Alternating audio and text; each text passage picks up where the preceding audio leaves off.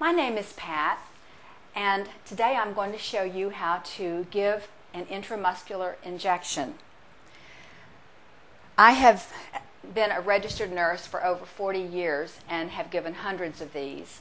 And in the last 2 years, under the direction of Dr. Gates, I have been injecting myself with the B12 and lipotropics injections, and I have been very, very pleased with the results. First, I want to show you the different locations or on the body where intramuscular injections should be given. The first would be up in the arm, in the deltoid muscle. The next would be in the gluteus maximus in the hip muscle.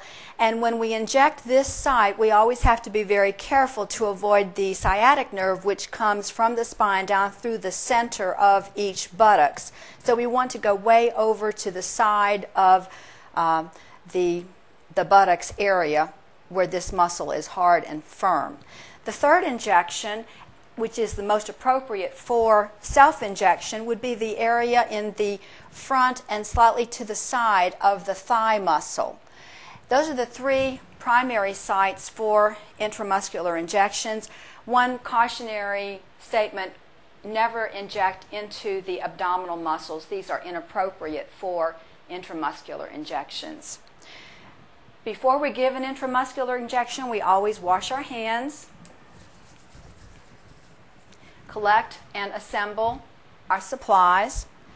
We would need a syringe. And as I unwrap my syringe, I'd like to make sure that the needle is securely attached. As you can see, this one wasn't. Turn the needle or press in tightly as you unwrap it to make sure it's secure. Then collect your vial of medication, an alcohol swab or cotton ball, and if you like, a Band-Aid.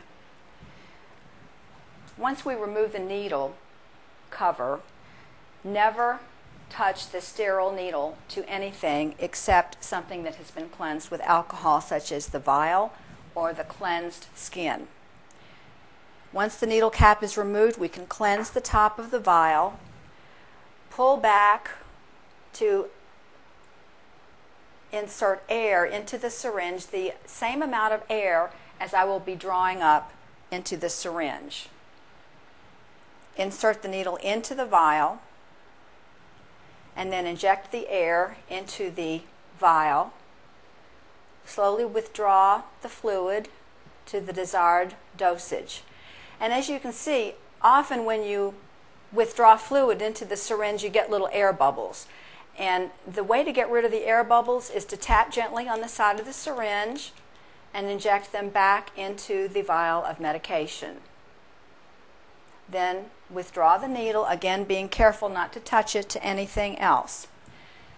Then go to the skin, cleanse it with an alcohol swab, support the muscle, throw the needle in quickly like a dart, pull back on the needle to make sure there's no blood. That tells us that we're not in a vein or an artery. Inject the medication and pull back again while supporting the muscle. This helps decrease the pain given to the patient.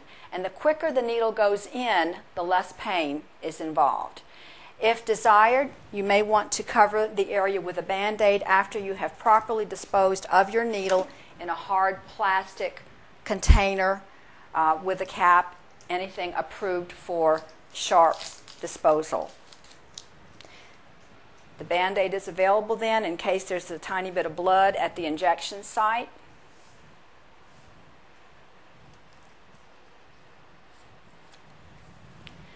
The injection in the hip muscle would be drawn up the same way, injected, as I said, into the upper outer area of the muscle,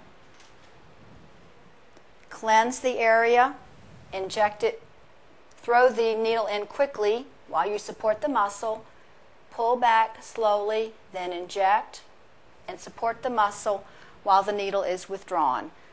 You may apply pressure, but don't push or rub the site. Dispose of your needle and replace with the Band-Aid.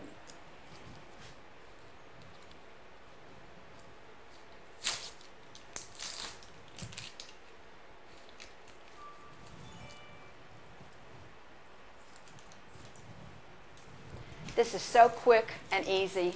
I know it can be done in the home on a regular basis whenever it's necessary. Now I'm going to show you, though, how I give it to myself. Okay, I'm going to give myself an injection into the thigh muscle. I'll show you how easy it is. The hardest time is a little scary the first time, but after that it becomes very, very easy as long as you remember the principles. Cleanse the skin, support the muscle, throw the needle in quickly like a dart. Again, withdraw slightly to make sure there's no blood return. Inject. And again, support the muscle as you withdraw the needle. This is so easy. I'm so glad I learned how to do this and forced myself to learn how to do it, because it saves me having to ask other people to help me. But if you have any questions and you want to try it yourself, there's a good brochure that accompanies every vial of medication from My Diet Solutions, and there's a step-by-step instruction on the entire process in the leaflet. Good luck, and I hope you enjoy your results too.